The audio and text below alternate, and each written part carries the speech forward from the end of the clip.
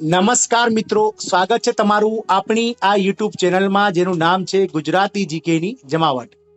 મિત્રો, આજના વિડીયોમાં વાત કરીશું સરકારી કર્મચારીઓ માટે ખૂબ જ આનંદના સમાચાર આવી ગયા છે.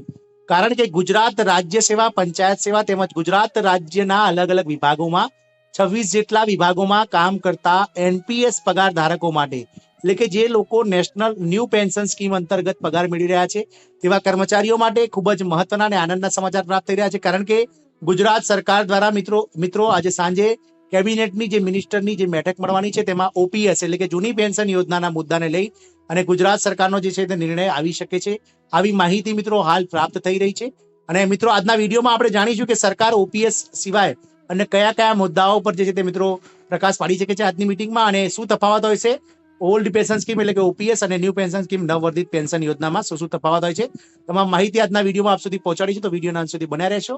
જો તમે અમારી ચેનલમાં નવા હોય તો અમારી ચેનલને સબસ્ક્રાઇબ કરી બાજુમાં રહેલું બેલ આઇકોન દબાવી દેજો, જેથી કરીને અમારી ચેનલ પર મૂકવામાં આવતા આવા ભરતીઓના નોટિફિકેશન, પરિણામો, સરકારી કર્મચારી પેન્શન યોજનાને લગતા પરિપત્રો અને સરકારી ભરતીઓ માટેના જનરલ નોલેજને લગતા વિડીયોઝ તમને સરળતાથી ઉપલબ્ધ થઈ જાય. તો મિત્રો, આજ રોજ જે છે 12 માર્ચ એટલે કે દાંડી કૂચ જે સરકાર દ્વારા કરવામાં આવી હતી તેના ઉપલક્ષમાં જે ભારત દેશના વડાપ્રધાન એટલે કે ગુજરાતના પનોતા પુત્ર માનનીય શ્રી નરેન્દ્રભાઈ મોદી ગુજરાતની મુલાકાતે છે અને તેમણે જે સાબરમતી આશ્રમ છે તે મિત્રો આશ્રમને જે છે તે ભૂમિપૂજન કરવા માટે આવે છે. આશ્રમ જે હાલ 5 એકરમાં ફેલાવેલો છે તેને 55 એકરમાં આજુબાજુની સોસાયટીઓ, ઝૂંપડપટ્ટી વગેરે વિસ્તારો મિત્રો સમારી અને સરકાર દ્વારા જે છે તે આશ્રમ જે છે તે મિત્રો સાબરમતી આશ્રમ 55 એકરમાં મોટો હેરિટેજ સાઇટ અને મિત્રો જે છે તે મિત્રો મુલાકાતીઓ માટે આકર્ષણનું કેન્દ્ર બની રહે તે માટેની મિત્રો ભૂમિપૂજન આજે કરવામાં આવી રહી છે. અને સાંજે મિત્રો જ્યારે નરેન્દ્રભાઈ મોદી જ્યારે મુલાકાત ગુજરાતની સમેટી અને રાજસ્થાન જવા નીકળી જશે ત્યારે જે કેબિનેટ મિનિસ્ટર છે ભૂપેન્દ્રભાઈ પટેલ જે મુખ્યમંત્રી છે ગુજરાતના, તેમની અધ્યક્ષતામાં કેબિનેટ મિનિસ્ટરની બેઠક મળવાની છે. આ બેઠકમાં ચોક્કસથી મિત્રો છેલ્લા કેટલાય સમયથી જે સરકારી કર્મચારીઓ, શિક્ષકો, તલાટીઓ સહિતના કર્મચારીઓ જે રાજ્યમાં મિત્રો અલગ અલગ માંગોને લઈ અને જે આંદોલનો કરી રહ્યા છે તેને ડામવા માટે અને ક્યાંક ને ક્યાંક લોકસભાની ચૂંટણી પહેલા આ કર્મચારીઓને પોતાની તરફ આકર્ષવા માટે સરકાર દ્વારા ઓપીએસ અને અન્ય કેટલાક મુદ્દાઓ બાબતે મિત્રો સાંજની મિટિંગમાં ચર્ચા થઈ શકે છે. તો મિત્રો, આપ સૌને જણાવી દઈએ કે ઘણા લાંબા સમયથી શિક્ષકો, તલાટીઓ તેમજ રાજ્ય સેવા અને પંચાયત સેવા સહિતના ગુજરાત પોલીસ ભરતી બોર્ડ વગેરે જેવા બોર્ડોમાં કામ કરતા તમામ જે સરકારી કર્મચારીઓ છે અને જેઓ ગુજરાત રાજ્યની સેવામાં તારીખ 1 જાન્યુઆરી 2005 પછી જોડાયેલા છે અને જેમને જૂની પેન્શન યોજનાની અવેજીમાં એટલે કે જૂની પેન્શનના બદલામાં એનપીએસ એટલે કે નવવર્ધિત પેન્શન યોજનામાં સમાવેશ કરવામાં આવે છે. આ તમામ જે કર્મચારીઓ છે તે છેલ્લા ઘણા વર્ષોથી જે છે સરકાર સામે જૂની પેન્શન યોજના લાગુ કરવા માટેની જે છે તે મિત્રો લડત લડી રહ્યા છે, જેના અનુલક્ષીને મિત્રો છેલ્લા કેટલાક સમયથી જે છે તે સરકારી કર્મચારીઓ, શિક્ષકો દ્વારા પેન ડાઉન, ચોક ડાઉન, શટડાઉન વગેરે જેવી જે મિત્રો જે છે તે કાર્યક્રમો, વિરોધ કાર્યક્રમો દર્શાવવામાં આવ્યા હતા. તદુપરાંત જે ગત 23 ફેબ્રુઆરીના રોજ અને 9 માર્ચના રોજ જે છે તે મિત્રો ગાંધીનગર ખાતે જે સત્યાગ્રહ છાવણી છે ત્યાં પણ આંદોલનો કર્મચારીઓ દ્વારા લાખોની સંખ્યામાં કર્મચારીઓ એકઠા થઈ અને સરકાર સામે વિરોધ પ્રદર્શન નોંધાવવામાં આવ્યું હતું.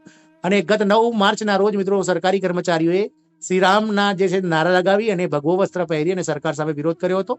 મિત્રો, આ કર્મચારીઓની મુખ્ય માંગમાં જે છે તે મિત્રો 1/1/2005 એટલે કે 1 જાન્યુઆરી 2005 પછી જે સરકારમાં સેવામાં જોડાયા છે તેવા કર્મચારીઓને જૂના પેન્શન યોજના એટલે કે ઓપીએસ નો લાભ આપવો. સાથે જ મિત્રો ઘણા લાંબા સમયથી જે ગુજરાત રાજ્યની જે સૌથી મિત્રો કાળા દાગ સમાન જે પ્રથા છે જે મિત્રો અમલ ફિક્સ પગારદારી જે અમલ છે મિત્રો ફિક્સ પગારદારી એટલે કે 5 વર્ષ સુધી દરેક કર્મચારીઓએ પોતાના જે પગાર ધોરણ છે તે ફિક્સ પગારમાં નોકરી કરવાની હોય છે. તો આ ફિક્સ પગારની જે અંગ્રેજદારી જે યોજના છે તે દૂર કરવી, સાથે જ 7મા પગાર પણ ધોરણે જે કેન્દ્ર લેવલે જે મિત્રો ભથ્થાઓ જાહેર કર્યા છે તે ભથ્થાઓ તરત જાહેર કરવા, સાથે જ મિત્રો એચટાટ શિક્ષકોની જે છે તે માંગણી સ્વીકારવી, જ્ઞાન સહાયક જે યોજના છે તેને બંધ કરી અને મિત્રો તાત્કાલિક જે છે તે સરકારમાં શિક્ષકોની જે 50,000 કરતા વધારે માધ્યમિક, ઉચ્ચતર માધ્યમિક, પ્રાથમિકમાં વગેરેમાં જગ્યાઓ ખાલી છે શિક્ષકોની ભરતી કરવી. સાથે જ મિત્રો અલગ અલગ જે કેડર છે ગુજરાત રાજ્ય સેવા અને પંચાયત સેવા તેમને બઢતીનો નિયમ આપવો, બઢતીના ઇજાફા આપવા, માતૃત્વની રજાઓ જે છે તે સ્ત્રીઓ માટે, જે મહિલા કર્મચારીઓ છે તેમના માટેની જે માંગ છે, આવી અનેક માંગણીઓ સાથે સરકારી કર્મચારીઓ ઘણા લાંબા સમયથી સરકાર સામે મિત્રો બાયો ચડાવેલી છે.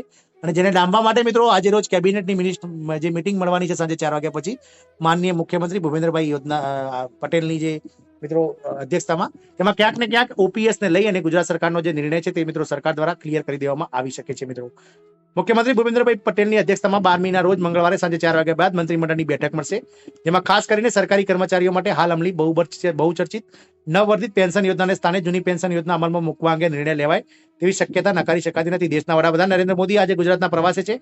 મંગળવારે તેઓ લોકાર્પણ ખાતમુહૂર્તના કાર્યક્રમો બાદ બપોર સુધીમાં રાજસ્થાન જવા રવાના થશે. મિત્રો, વગેરે જેવી જે યોજનાઓ છે તે અમલમાં મૂકવી કે નહીં તેના માટે હાલ સરકાર દ્વારા જે છે તે મિત્રો આના વિશે જે છે તે ચર્ચાઓ કરાઈ રહી છે. અને આજે સાંજે 4 વાગે મુખ્યમંત્રીની અધ્યક્ષતામાં મંત્રીમંડળની બેઠક મળશે. તેમાં ક્યાંક ને ક્યાંક મિત્રો એનપીએસ ની જગ્યાએ ઓપીએસ લાગુ કરવી અથવા તો એનપીએસ માં સુધારો કરવો કે શું કરવો તેના અંગેનો આખરી નિર્ણય ગુજરાત સરકાર દ્વારા ક્લિયર કરી દેવામાં આવી શકે છે. જાણીએ મિત્રો એનપીએસ અને ઓપીએસ વચ્ચે શું છે જે ફરક છે તે જાણીએ. તો મિત્રો, જૂની પેન્શન યોજના જે છે તે મિત્રો નિવૃત્તિ સમયે કર્મચારીઓને તેમના છેલ્લા માસિક પગારની અડધી રકમ પેન્શન તરીકે પ્રાપ્ત થયા કરે છે. જૂની પેન્શન યોજના હેઠળ કર્મચારીઓના છેલ્લા બેઝિક પગાર અને મોંઘવારીના આંકડા દ્વારા પેન્શન નક્કી કરાય છે. જૂની પેન્શન યોજનામાં કર્મચારીઓના પગારમાંથી પૈસા કપાતા નથી, પરંતુ આ કર્મચારીઓને સરકારની તિજોરીમાંથી પેન્શનની રકમ ચૂકવાય છે. જૂની પેન્શન યોજનામાં કર્મચારીઓને દર 6 મહિના પછી મોંઘવારી રાહત એટલે કે ડીઆર આપવાની જોગવાઈઓ પણ કરવામાં આવેલ છે. એટલે કે જૂની પેન્શન યોજનામાં ક્યાંક ને ક્યાંક કર્મચારીઓને દર વર્ષે જે છે તે ઓછામાં ઓછું મિત્રો 8% થી 10% જે છે તે મિત્રો પોતાનું પેન્શન વધતું હોય છે. સાથે જ ફાયદો એ પણ છે કે મિત્રો આ જે પેન્શન છે તે જૂની પેન્શન યોજનામાં જે પેન્શન પગાર કર્મચારીઓના મિત્રો પગારમાંથી ક્યાંય કપાતું નથી અને સરકારી તિજોરીમાંથી આ પેન્શન ચૂકવવામાં આવે છે. અને જે કર્મચારી દ્વારા મેળવેલ છેલ્લા મહિનાનો જે પગાર હોય છે તે બેઝિક પગાર અને ડીએ એટલે કે મોંઘવારી પરથી 50% જે છે તે પગાર નક્કી થાય છે. એટલે કે ધારો કે કોઈ કર્મચારીનો છેલ્લો પગાર બેઝિક પગાર 50,000 રૂપિયા અને ડીએ 75,000 છે, તો તેમનું 75,000 લેખે જે 50% એટલે કે લગભગ 37,500 જેવું પેન્શન તે કર્મચારીનું બનતું હોય છે. અને એમાં દર 6 મહિને મિત્રો મોંઘવારી રાહત તરીકે સરકાર દ્વારા જ્યારે મોંઘવારી ભથ્થું વધારવામાં આવે છે ત્યારે પગાર પેન્શન વધતું હોય છે. તદુપરાંત મિત્રો કર્મચારીઓ માટે ખૂબ જ મહત્વની જે ઘણા ખરા કર્મચારીઓ જે ન્યૂઝ જોઈ રહ્યા છે તેમને ખબર નહીં હોય, ઘણા ખરા ન્યૂઝ ચેનલમાં પણ આ ન્યૂઝ તમને જોવા નહીં મળે કે જે 1/3 પેન્શન છે તે કર્મચારી રિટાયર થાય છે તો જૂની પેન્શન યોજના અંતર્ગત જે કર્મચારી પેન્શન મેળવે છે જ્યારે રિટાયર થાય છે ત્યારે 1/3 પેન્શન એટલે કે 10 વર્ષનું જે પેન્શન છે જે નક્કી થાય છે પેન્શન તે 10 વર્ષના પેન્શનના ત્રીજા ભાગનું પેન્શન એડહોક તરીકે એટલે કે એડવાન્સમાં કર્મચારીને ચૂકવી દેવામાં આવે છે. આ સૌથી મોટો ફાયદો છે. અને ત્યારબાદ મિત્રો 1/3 જે પગાર છે તે 15 વર્ષ સુધી સરકાર દ્વારા કાપી અને 15 વર્ષમાં તે જે પેન્શન 1/3 ચૂકવવામાં આવે છે તેને રિકવર કરવામાં આવે છે, જે નવી પેન્શન યોજનામાં લાગુ નથી. મિત્રો, નવી પેન્શન યોજનાની વાત કરીએ તો નવી પેન્શન યોજના હેઠળ દરેક સરકારી કર્મચારીના પગારમાંથી 10% રકમ કપાય છે, જ્યારે રાજ્ય સરકાર જે તે મહિને તેમાં 14%નો ફાળો આપે છે. જૂની પેન્શન સ્કીમમાં જનરલ પ્રોવિડન્ટ ફંડની સુવિધા હતી જે નવી યોજનામાં નથી. નવી પેન્શન યોજનામાં કર્મચારીને કેટલું પેન્શન મળશે તેની કોઈ ખાતરી નથી.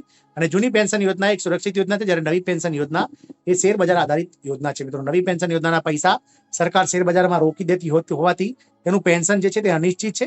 જે તે સમયે કર્મચારી નિવૃત્ત થતા જે તે સમયે શેર બજાર પર જે માહોલ હોય છે તે પરથી મિત્રો પેન્શન બંધાતું હોય છે. આમ મિત્રો, સરકારી કર્મચારીઓ દ્વારા જે છે તે મિત્રો ખૂબ જ લાંબા સમયથી લડત લડી લેવામાં આવતી હતી અને જેને લઈને સરકાર દ્વારા આજે ઓપીએસના નિર્ણય લઈને ચોક્કસથી નિર્ણય કરવામાં આવશે.